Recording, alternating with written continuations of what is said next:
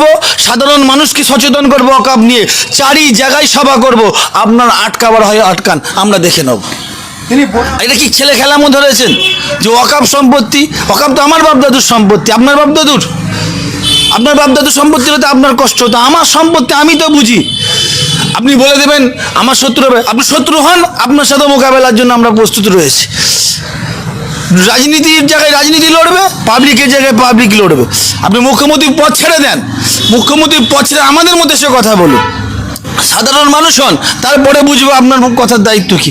মুখ্যমন্ত্রীর পদ নিয়ে এসে আর আপনি উল্টো পাল্টা ভাষণ দেবেন, মানা যাবে না। আমার ওয়াকফ ছিল, আছে, থাকবে।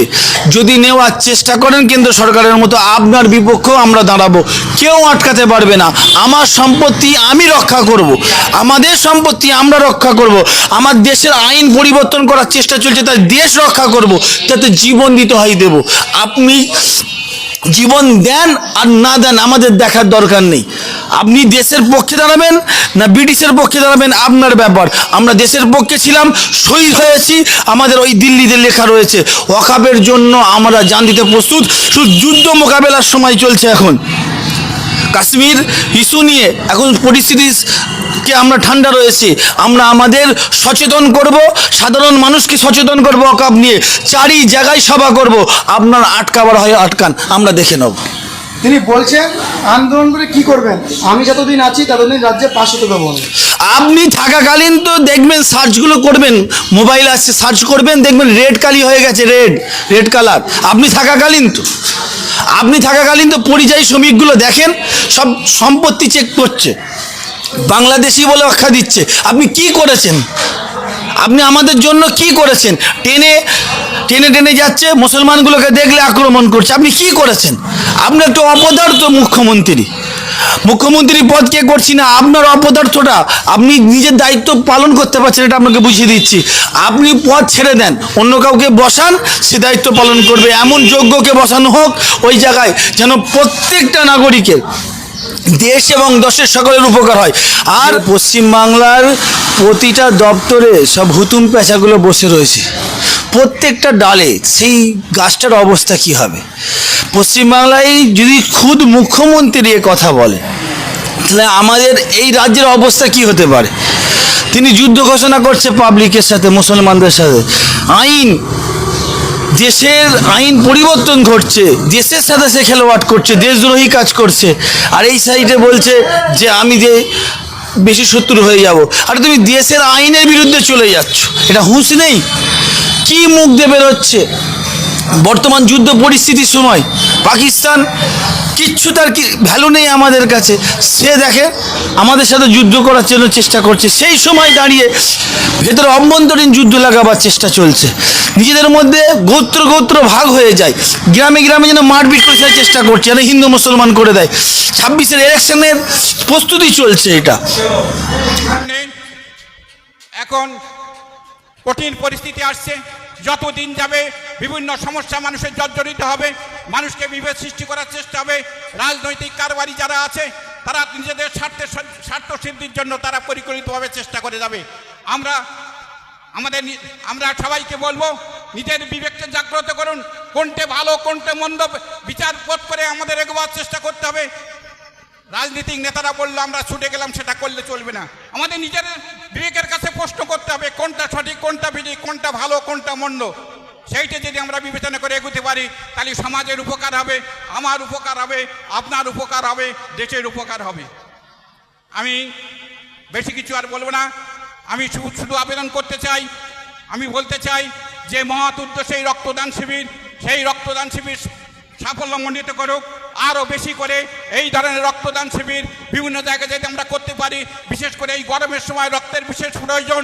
এই দেখা গেল যে আমাদের কাশ্মীরে জঙ্গি আনা হলো, সেখানে রক্তের প্রয়োজন হলো। রক্ত তখন কি হবে? মানুষ যদি রক্ত না দেয়, কোনো কারখানা থেকে রক্ত পাওয়া যায় না। সেখানে রক্ত মানুষ দান করেছে বলে সেখানে দেখা গেছে অনেক মুসলিম ভাইরা তারা রক্তদান করেছে, অনেক হিন্দু ভাইরা রক্তদান করেছে, আবার অনেক হিন্দু ভাইরা দেখা যাচ্ছে মুসলমানরা সেখানে আশ্রয় দিয়েছে। কিন্তু সেটা না বলে বিভিন্নভাবে মানুষকে বিভ্রান্ত করার জন্য প্রতিনিয়ত চেষ্টা হচ্ছে। আগামী দিন আরও বেশি করে হবে, মানুষের মধ্যে বিভেদ সৃষ্টি করার জন্য আরও চেষ্টা হবে। আমি সবার কাছে আবেদন করতে চাই, আসুন আমরা সবাই মিলে এই যে মহতি রক্তদান শিবির সেটা সাফল্যমণ্ডিত করে তুলি এবং আগামী দিনে যে সমস্ত রক্তদান শিবির সহ অন্যান্য সামাজিক অনুষ্ঠান হবে সেই সামাজিক অনুষ্ঠানে আমরা হিন্দু মুসলমান ঐক্যবদ্ধভাবে সেটাকে সাফল্যমণ্ডিত করি এবং সমাজের যে অন্যান্য বিশেষ কাজগুলো আছে সেই কাজগুলো আমরা সম্পন্ন করার চেষ্টা করি। আমি আরও একবার যারা এই অনুষ্ঠানের জন্য অক্লান্ত পরিশ্রম করেছেন, যারা রক্ত দিচ্ছেন, যারা রক্ত দেবেন এবং যারা রক্তদান করতে সাহায্য করছেন, অর্থ দিয়ে শ্রম দিয়ে সাহায্য করছেন, তাদেরকে আগাম অভিনন্দন জানিয়ে সবাইকে সালাম এবং নমস্কার জানিয়ে আমার কথা শেষ করলাম। জয় হিন্দ।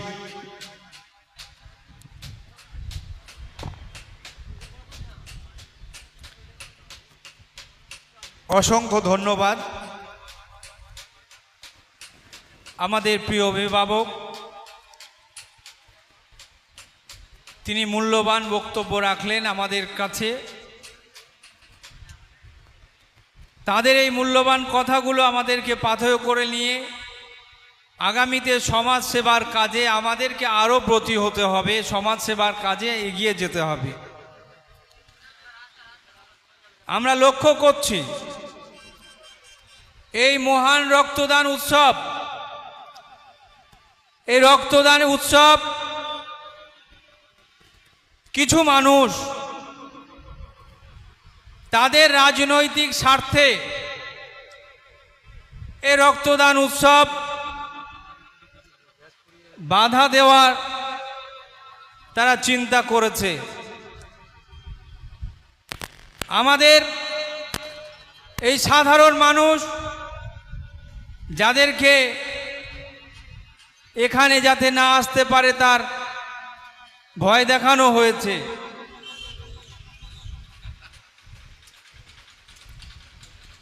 আমি তাদেরকে বলবো, সেই সমস্ত ভাইদেরকে বলবো, আপনার পরিবারের যখন কেউ অসুস্থ হবে,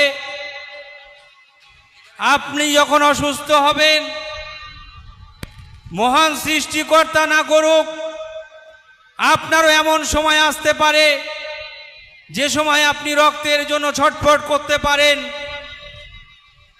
আপনি সেই দিনের কথা মনে করে চিন্তা করুন তো দেখি, আপনি যদি এক ফোঁটা রক্ত না পান আপনার কি হতে পারে। আপনার বিবেককে জাগ্রত করুন। আপনি রাজনীতি করছেন, করুন, আপনার যে দলের আদর্শ ভালো লাগে আপনি করুন, কিন্তু এই মহান কাজে বাধা দেওয়ার, এটা আপনি ঠিক করছেন কি ভুল করছেন এটা আপনি চিন্তা করে দেখুন। আমি সবাইকে অনুরোধ করব,